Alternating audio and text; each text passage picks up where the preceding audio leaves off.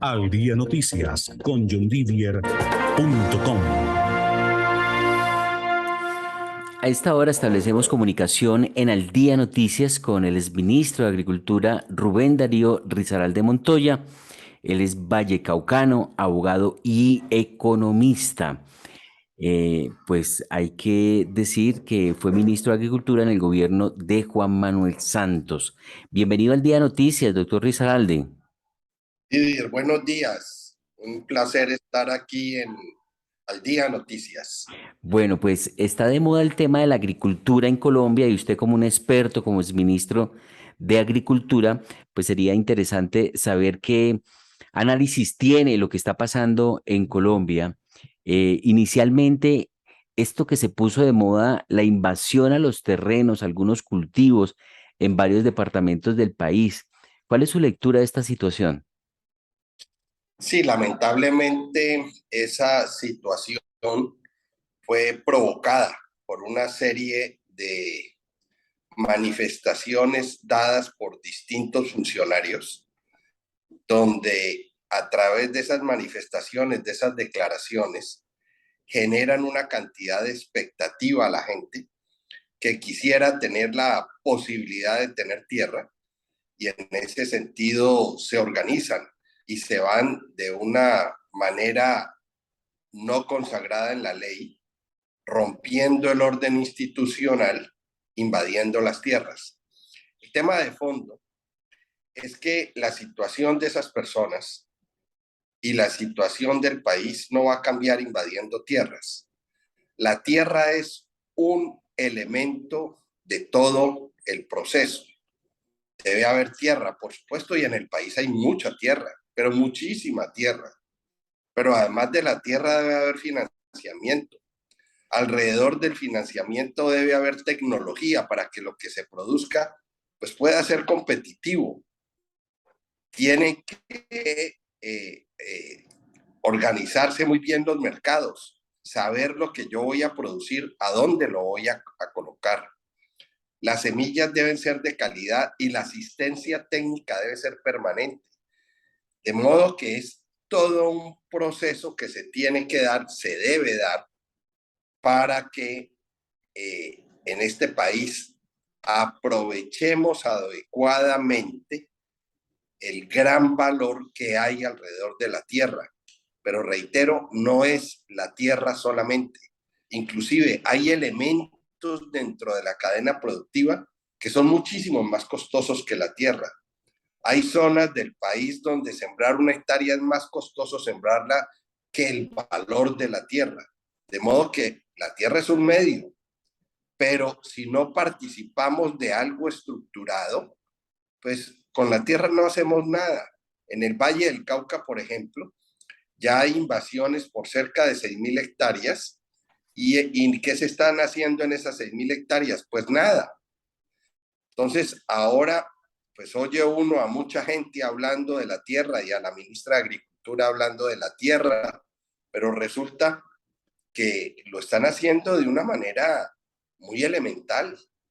Inclusive plantean que, pues a pesar de que existe la UPRA, no hay los elementos todavía de conocimiento para saber dónde se puede trabajar y qué se puede trabajar en esa tierra. Y resulta que la UPRA tiene todo eso. El trabajo que viene haciendo la UPRA en el país es extraordinario. Pero, repito, no solo es tema de tierras, es tema de toda una estructura productiva. El tema hay que mirarlo en serio. Y mirando en serio podemos ir hacia adelante. Cuando usted dice que es responsabilidad de funcionarios públicos, ¿es responsabilidad de este gobierno que se hayan empezado a invadir tierras en el país? Pues hay muchos funcionarios públicos que han empezado a hablar de que aquí tiene que haber una redistribución de las tierras, de que los indígenas tienen tierras en las montañas, pero no en los territorios planos. Esos comentarios ligeros, pues definitivamente hacen un daño, hacen mucho daño. Y el tema, como lo digo, si a los indígenas no les sirven las montañas, que en las montañas también se puede cultivar, por supuesto, no en los páramos, pero si no les sirven las montañas, entonces entréguenlas y volvamos a esos parques nacionales, donde pues ellos no estén y esté todo el país alrededor de esos grandes parques nacionales y que en esas montañas no se cultive ni coca ni marihuana, Mm. pero llamemos las cosas por su nombre. Nosotros no podemos quedarnos callados frente al desorden institucional que se está propiciando, porque eso le va a hacer mucho daño al país. Las inversiones que ya se empezaron a ir del país, si ven que en relación con la tierra no van a tener ninguna protección, pues se van también. ¿Y qué es lo que va a pasar? Que si se van las inversiones, si se van las empresas, pues se va a bajar el empleo, fuera del terrible desempleo que tenemos en el país, del terrible empleo informal, porque cuando hay empleo, el 50% es informal y tenemos más de un 12% de desempleo. Pues ¿a dónde vamos? Es decir, son como decisiones o medidas que lo que uno ve es que van a estar afectando fundamentalmente al trabajador, al campesino, a la clase media, porque son decisiones y son medidas que definitivamente golpean al que poco tiene para poderse defender de una situación como la que en estos momentos se está presentando. Bueno, pero ahí salió el mismo gobierno, doctor Risaralde, en cabeza de la ministra de Agricultura, Cecilia López, rechazando las invasiones, que no es invadiendo, violando la Constitución, la vicepresidenta Francia Márquez, el ministro del Interior, el ministro de Defensa, ya dieron orden de utilizar la fuerza pública para sacar a los invasores. Sí, pero ya la ministra también hoy, en un lenguaje confuso, porque mantiene un lenguaje confuso, pues empezó a justificar el hecho de que por qué los indígenas podían invadir y los campesinos podían invadir, que porque no tenían oportunidades, etcétera, etcétera. Oportunidades en este país hay y puede haber de una manera estructurada. De hecho, cuando yo estaba en el sector privado, inclusive antes de llegar al Ministerio de Agricultura, nosotros desde el sector privado propiciamos la propiedad de más o menos 300 familias campesinas en más de 4.000 hectáreas, donde se sembraron 3.000 hectáreas de palma en el Magdalena Medio, en la zona de Sabana de Torres, y se hizo propietarios a los campesinos, y los campesinos pagaron la tierra y pagaron el cultivo de palma. Y quiero decirles que hoy esos campesinos no tienen 3.000 hectáreas, tienen más de 4.500 hectáreas. Es decir, ellos han venido creciendo. Les dimos capacitación y educación, porque eso también es fundamental. Eso no es solamente la tierra, no es solamente el cultivo, hay que prepararlos para que ellos manejen sus propios negocios. Y hoy son unos gerentes maravillosos, hoy están creciendo, hoy tienen sus hijos en las universidades. Eso se puede hacer y se puede hacer bien hecho. Lo que pasa es que yo no puedo andar demagógicamente ofreciendo esta vida y la otra cuando nosotros estamos en un país que quién dijo que se lo tomaron por unas elecciones. Eso no es posible. Eso no va a ser así. Eso no puede ser así. Este país tiene grandes posibilidades de desarrollo económico y social. Es el país que más está creciendo de la OCDE. ¿Qué es la OCDE? La OCDE es una organización económica y social de países en el mundo que tienen unos parámetros de medición que van, y perdóneme la repetición, midiendo los distintos factores de la economía y los distintos factores sociales para determinar que haya un crecimiento económico y social armónico. Y dentro de esos países que tienen una gran disciplina en materia económica, en materia social, Colombia este año es el país que más puede crecer. De modo que nosotros no podemos echar por la borda lo que hemos logrado. Que seguimos siendo un país con muchas necesidades, sí. Que hay mucha gente en pobreza extrema también. Y lo que tenemos que hacer es no empobrecer a la gente que ya salió de la pobreza extrema, sino sacar a la gente que está en pobreza extrema. Ese debe ser el propósito fundamental, no solamente de la gente que llegue al gobierno, sino también del sector privado, sacar a la gente que está en pobreza extrema para que tengamos un país completamente diferente, como lo merecemos todos los colombianos. Sí, doctor, me pareció también escuchar al gobierno que Colombia debería salirse de la OCDE, que es de países ricos, y que Colombia no es un país rico. ¿Usted también lo escuchó? A ver, yo no lo escuché, pero no me parece raro que lo hayan dicho. Eh, la OCDE lo que tiene no es un club de países ricos. Hay países también de un desarrollo relativo parecido al nuestro. Lo que pasa es que dentro de la OCDE están países que tienen economías disciplinadas, que tienen instituciones que se respetan. En la OCDE es como si uno, por ejemplo, como empresa, tiene un certificado de calidad y lo quiere mantener. Pues los procesos que tiene dentro de la empresa se tienen que cumplir, porque si no se cumplen, pues le quitan a uno la certificación. Igual pasa con lo de la OCDE, simplemente le dan a uno unos parámetros y un conocimiento que le permite a uno mejorar de una forma más ordenada, precisamente para darle más bienestar y más desarrollo económico y social a sus habitantes y a las regiones. Es decir, atrás la Banana Republic y vamos a empezar a dar los pasos para llevar bienestar a los ciudadanos. Y eso no es malo. Y uno no tiene por qué abandonar una organización que precisamente va a impactar y va a beneficiar a todos los habitantes. De modo que bienvenida a la OCDE. ¿A que es difícil? Sí, claro que es difícil. ¿Que tiene que hacer unos esfuerzos? Sí, claro que hay que hacer esfuerzos. Pero para mejorar hay que hacer esfuerzos, hay que estudiar, hay que prepararse, hay que tener tecnología, hay que ser disciplinado en los procesos dentro de las empresas, hay que pagarle el salario justo a la gente. De lo contrario, pues es hundirnos en una informalidad, la informalidad donde nos tiene en gran parte del país, lamentablemente, la coca. Entonces, alrededor de la coca es que también se ha venido dando todos estos cambios, todas estas presiones alrededor de la presión sobre la tierra, pero una tierra que no está generando unos factores productivos que impacten a la nación, sino riqueza y ganancia para unos pocos, ni siquiera la suficiente para los campesinos que lo cultivan. Porque si reciben alguna plata, viven en precariedad, no tienen colegios cerca, no tienen salud cerca, y eso hay que acabarlo.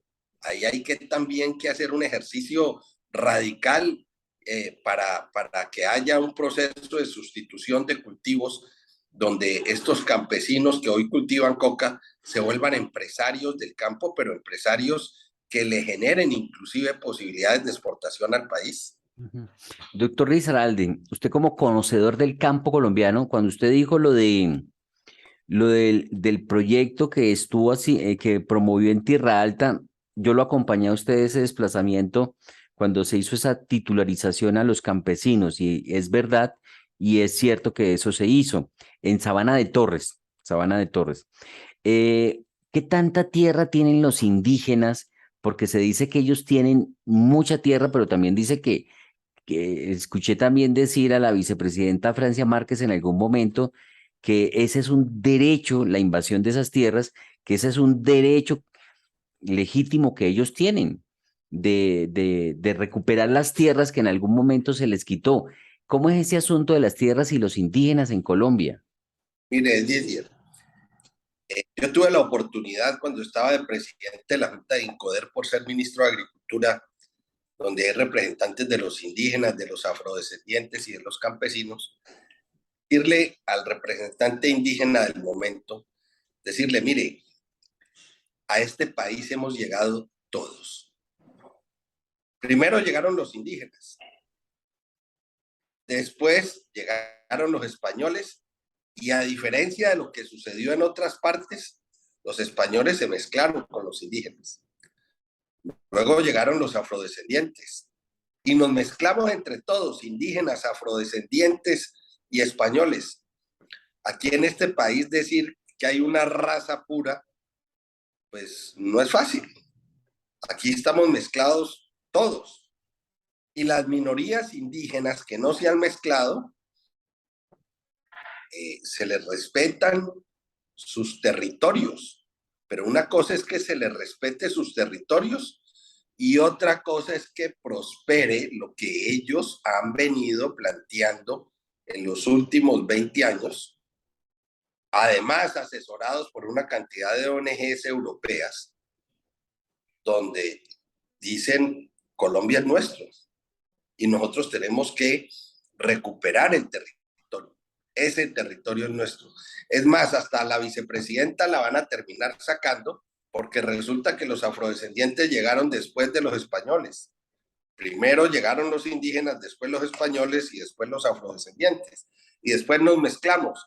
Pues resulta que este país es de todos. Aquí nadie, por un proceso evolutivo, nadie se generó en este territorio. Ahora, hay investigaciones de cómo llegaron los indígenas, por dónde llegaron los indígenas, de dónde vienen los indígenas. Y hasta ahora lo que se ha determinado es que nuestra raza indígena viene de los países asiáticos.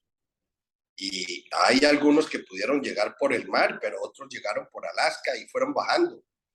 Y hubo pues, unas comunidades indígenas que evolucionaron más que otras, unas que eran científicas, se dio en México, se dio en Guatemala, se dio en Perú, otras que eran cazadoras, otras que eran agricultoras, pero aquí llegamos todos en distintos tiempos, pero llegamos todos. Y este territorio, inclusive hoy, no ha sido conquistado por los que estamos aquí. Por ejemplo, en Colombia, todavía los que vivimos en Colombia, no hemos podido conquistar todo el territorio. De modo que esto es de todos. Aquí lo que hay que hacer es como lo que se hace en las naciones civilizadas, es determinar unas reglas del juego, que las hay, que están expresadas en la Constitución, y respetarlas, y respetarlas. La ministra de Agricultura, Cecilia López, pese a que Gustavo Petro en campaña dijo que era urgente una reforma agraria, ya la ministra dijo que no hay necesidad de reforma agraria, que con las normas que hay vigentes se puede trabajar. ¿Usted qué piensa? En eso estoy de acuerdo con ella. Aquí muy poquita gente que ha leído el acuerdo de paz y muy poquita gente conoce las normas. Elementos para tomar decisiones los hay, pero como lo dije al principio, el tema no es de distribución de tierras, el tema es de un modelo de desarrollo y lo que tenemos que hacer es trabajar alrededor de un modelo de desarrollo, es decir, tierras, un modelo económico, un modelo financiero, un modelo tecnológico, un modelo de asistencia técnica, un modelo comercial. Hay toda una cadena productiva que hay que alimentar, que hay que ordenar.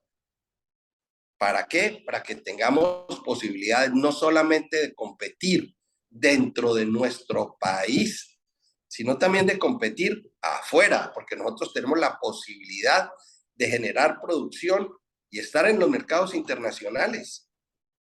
De modo que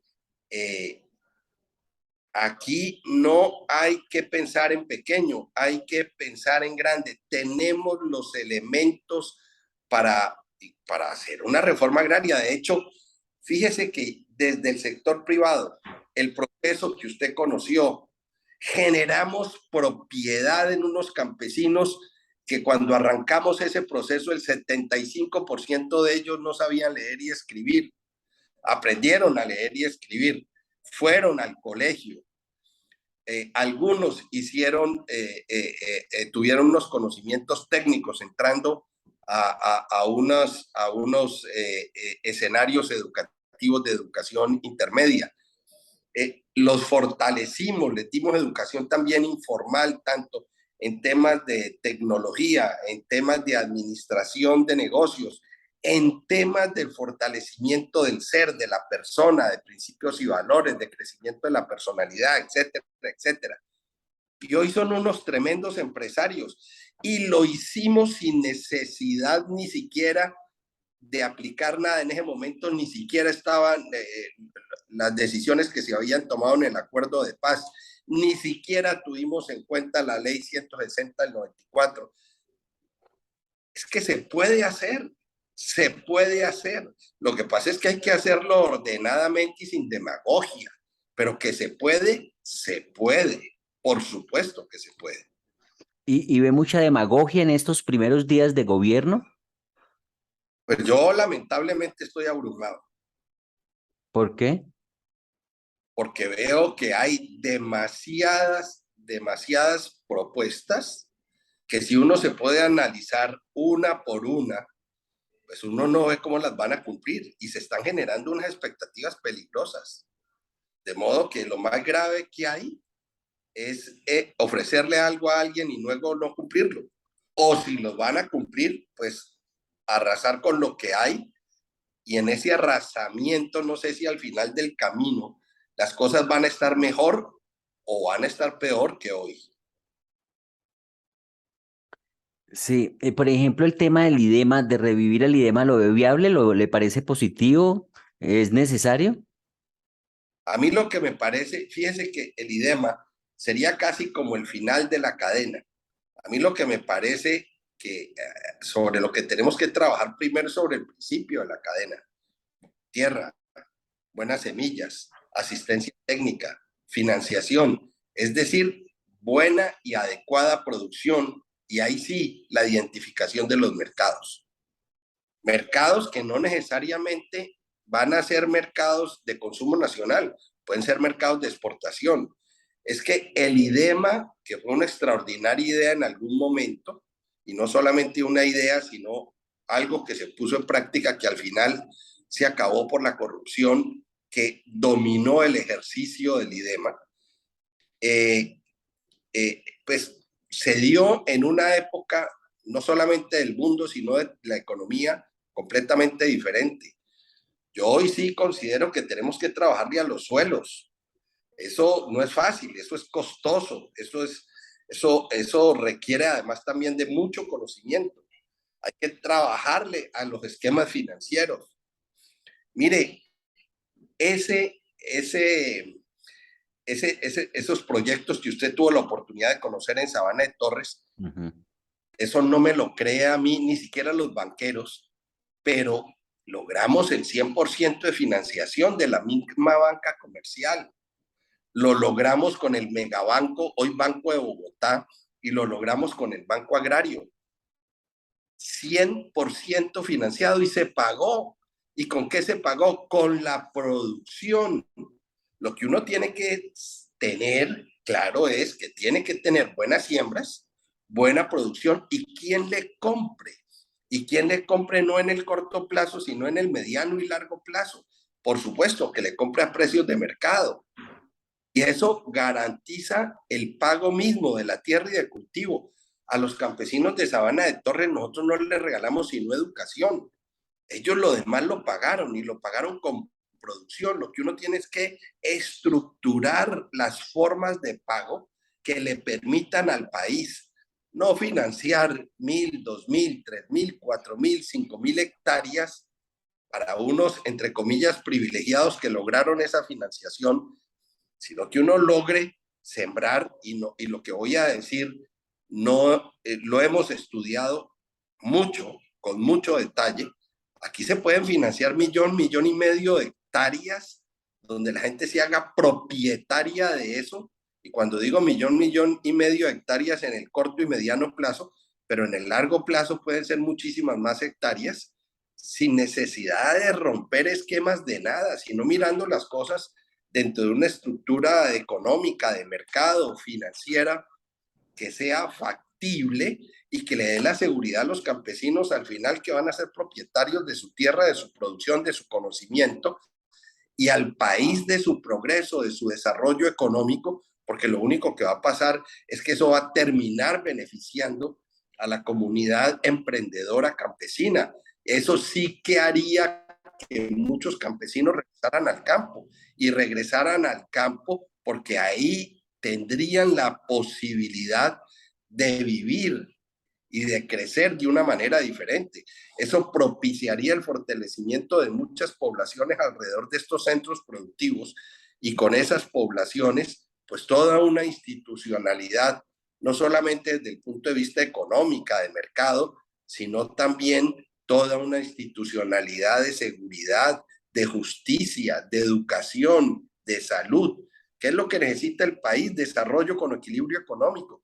Que se puede, tenemos con qué, pero tenemos que hacerlo bien hecho y con seriedad. Doctor Risaralde, ¿es cierto que gran parte de la tierra de Colombia está en unas poquitas familias y que muchos de ellos se quedaron con esa tierra que no les pertenece? No, eso no es cierto. A ver, hay gente que tiene tierra, bastante tierra, pero no es mucha gente. No es mucha, mire, la mayor parte de la tierra no tiene ni siquiera propietario. Aquí, durante muchos años, en gobiernos anteriores, hace 60, 70, 80 años, le dijeron a la ciudadanía: váyase a conquistar el campo, lo que se llamaron los colonos. Y fueron a colonizar. Inclusive yo tuve la oportunidad un día cerca de Santa Rosalía, Bichada, a hablar con un campesino. Yo fui a dictar una charla que se iba a dar allá, a raíz de todo este tema de las unidades agrícolas familiares y de todos estos temas que hay alrededor de la tierra. Y se me acercó un campesino, de Alpargatas, y me dijo que me quería contar una experiencia. Y le dije yo: a ver, cuénteme. Me dijo: mire, no entiendo, yo tengo 2.000 hectáreas. Es decir, yo le digo que ese campesino tiene 2.000 hectáreas, pues ¿usted qué dice? Ese es un terrateniente. Y me dijo: yo tengo 2.000 hectáreas que pues se las heredé a mi papá porque él fue un colonizador. Y en esas 2.000 hectáreas yo tengo 100 vacas. Le dije: ¿y cuánto más o menos se gana usted al mes? Me dijo: pues yo más o menos me puedo ganar un salario mínimo. Y entonces me dijo: porque es que a nosotros no nos han dado apoyo. Yo ya había sido ministro de Agricultura. De modo que lo que voy a contar es algo que voy a contar inclusive contra decisiones que tomamos en el ministerio. Y me dijo: imagínense que del Ministerio de Agricultura me mandaron semen para que inseminaran las vacas. Y un semen de un ganado costosísimo para mejorar la raza. Pero resulta que las vacas que yo tengo, pues no tienen que comer, no tienen pastos. Entonces imagínense que me mandan del Ministerio de Agricultura un semen para que yo se lo aplique a mis animales, que se los aplicamos. Y las vacas quedan preñadas y salen luego los animalitos, y si de 10 animalitos sobrevive uno, no sobreviven 2. ¿Por qué? Pues porque no tienen la capacidad de sobrevivir en situaciones difíciles. En vez de utilizar esa plata de ese semen, que lo traen en unos tarros con unos hielos fríos y que hay toda una infraestructura para traerlo hasta por acá, ¿por qué no nos ayudan a mejorar nuestro suelo y a tener buenos pastos? Y le dije: mire, usted tiene absolutamente toda la razón. ¡Qué torpeza! ¿Cómo no miramos la cadena productiva del campo para poder apoyar al campesino. Y ahora yo hago el comentario. Si uno le dice a ese campesino, oiga, venga, usted tiene 2.000 hectáreas, que además no las tenía tituladas, que era parte de lo que él me estaba diciendo.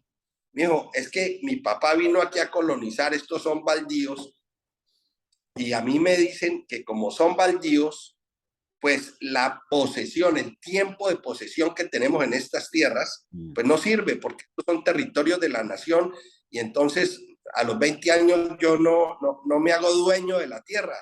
Y entonces yo le dije, ¿y usted por qué no se ha ido al INCODER? En ese momento todavía era el INCODER, no era el Fondo de Tierras. ¿Usted por qué no ha ido a tratar de ganar la propiedad de esas tierras? Y me dijo, hacer los trámites. Me dijo, porque si yo me voy 2, 3 días, yo no resuelvo el problema. En cambio, me gasto la plata del mes que yo me gano para darle alimentación a mis hijos y a mi mujer. Entonces es un tema muy dramático, extraordinariamente dramático. Entonces yo le dije, oiga, y si a ustedes el gobierno le dijera, mire, esas 2.000 hectáreas usted no las necesita, porque de hecho no las necesita. Él las tiene, las ocupó, porque las ocupaba el papá. Si el gobierno le arreglara a usted 500 hectáreas, le comprara con una excelente semilla, le diera buena calidad de ganado, usted tuviera un terreno completamente diferente, no tuviera que quemar pastos como los queman en la Orinoquía para que la tierra se mejore un poquito, que por un lado ahora por el autofertilizante que genera la ceniza, pero por otro lado la daña porque le quema a la tierra pues una cantidad de riqueza que ella tiene. Pero bueno, esa es la cultura. Pero le maneja el gobierno esas 500 hectáreas, ¿usted entregaría 1.500? Me dijo, pero por supuesto, porque yo en esas 500 hectáreas puedo tener más de 100 vacas y tenerlas bien. De modo que yo no tendría ningún problema, además, si me dan la propiedad de la tierra. Entonces, fíjese en este ejemplo tan tonto, tan, pero que se repite por el país. En el país hay más de 40.000 familias supuestamente teniendo grandes extensiones de tierra, pero que no les sirven para nada. Ahí puede haber una verdadera reforma agraria, ordenamiento agrario, mejoramiento de la economía, si las cosas se hicieran de una manera inteligente, de otra forma. Sí, dice la ministra, y ya como pregunta final, doctor Risaralde, tengo 2 preguntas finales. Una, y se las voy a hacer de una vez. Una, aumentar el predial de esas grandes extensiones que las tienen para las vacas, pues sobre todo porque la propuesta va dirigida a los ganaderos y mucha gente que tiene tierras que no usa, entonces le quieren aumentar el precio del predial, la tarifa del predial para que la gente o pague o las venda y el gobierno las compraría.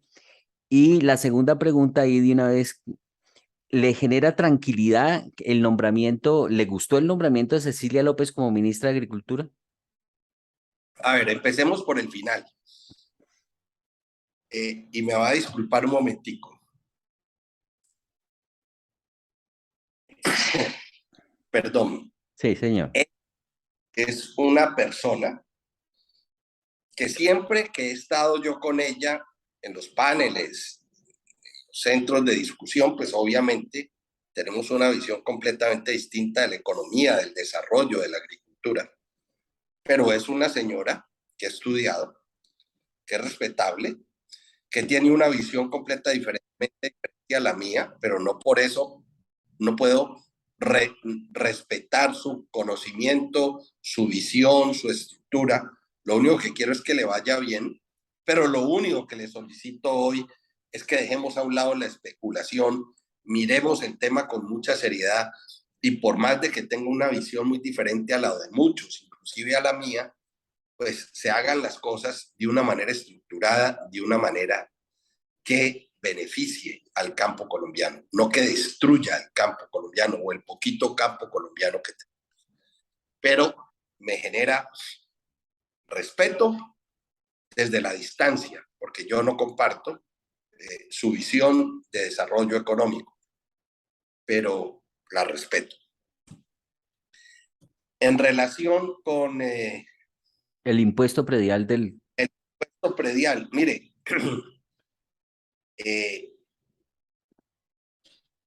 a mí me parece que es una medida pues, que existe en las leyes, que es del orden municipal, porque el impuesto predial no es un impuesto del orden nacional, es un impuesto del orden municipal. Y que los municipios deben utilizar ese impuesto o para generar desarrollo o para presionar el desarrollo. Es decir, yo puedo inclusive decirle, y eso sucede en muchos países, yo puedo decirle a los dueños de las tierras que rodean mi municipio, si yo soy alcalde, y tengo al consejo del lado mío y puedo lograr que me aprueben los proyectos de acuerdo, allá en el consejo les puedo decir, oiga, venga, vamos a ofrecerles a los dueños de la tierra de nuestro municipio que les bajamos el impuesto predial si siembran. ¿Por qué? Porque eso va a generar riqueza para las regiones, eso va a generar empleo, etcétera, etcétera, etcétera. Que si no siembran y que si no hacen nada con esa tierra, pues vamos a subirle el impuesto. Es decir, tierra productiva paga menos impuesto predial, tierra no productiva paga más impuesto predial. ¿Qué busco yo con eso? Lo que yo busco es generar desarrollo, lo que yo busco es generar empleo, lo que busco es generar crecimiento económico, pero plantear la parte solamente negativa del tema. Es decir, vamos a subir el impuesto a la tierra, esté sembrada o no esté sembrada. Ellos con la lógica de que si está sembrada, pues tienen con qué pagar, y si no está sembrada, pues véndala. Yo prefiero utilizar la lógica de, vengan inversionistas, yo me hago atractivo y invierta plata en este municipio, porque es más barato para ustedes invertir plata en este municipio, pero para el municipio es mejor que haya empleo, que la gente trabaje, que la gente consuma en el municipio, que la gente vaya al colegio, tenga la posibilidad de tener buena salud, etcétera, etcétera, porque es que resulta que a través del empleo hay otra parte del desarrollo económico que se genera, que se propicia. Yo en mi visión prefiero eso a tener una visión eminentemente alcabalera.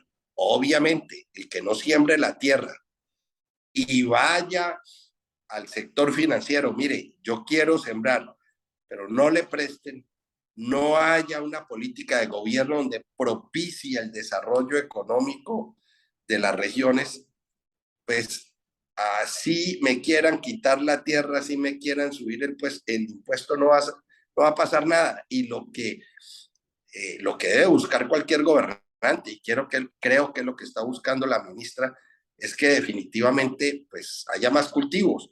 Pero otra vez, para que haya más cultivos hay visiones diferentes. Yo creo que la que yo he planteado produce y genera mucho más resultados que la alcabalera, que es la que ellos están planteando. Correcto. Pues, doctor Rubén Darío Risaralde, es ministro de Agricultura, muy amable. Gracias por estar en Al Día Noticias.